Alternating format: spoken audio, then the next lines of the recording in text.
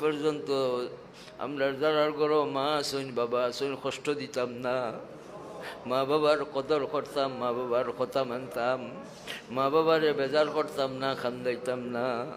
মা বাবা তোমার বহুত বড় দান নিয়ামত। মা বাবার কদর না করলে নিকৃষ্ট জীবন, মা বাবার কদর না করলে ধ্বংস জীবন। মার কদর করার তৌফিক দাও, বাবার কদর করার তৌফিক দাও, মার খেদমত করার তৌফিক দাও, বাবার খেদমত করার তৌফিক দাও। আল্লাহ, যে সমস্ত সন্তান হলে মারে খান্দায়, মারে ঠেলামারি ফেলাই দেয়, যে সমস্ত সন্তান হলে মা বাপরে গালি গুলুজ করে, যে সমস্ত সন্তান হলে মা বাবার কথা মানে না, কত কথা হল আমরা খানোয়া নিয়ে মায় বাপে ডালল, ও মালিক এই সন্তান হলে যায় না।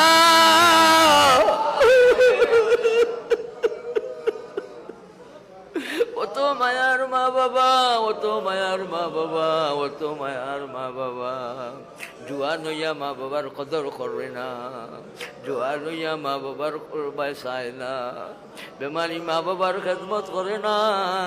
মা বাবার দ্বারো যাইবার থাকবার তৌফিক দাও, মা বাবার লাগি ঔষধ আনবার তৌফিক দাও, মা বাবার লাগি কাপড় পোশাক দেওয়ার তৌফিক দাও, মা বাবারে ফল ফুল খাওয়াইবার তৌফিক দাও, মা বাবার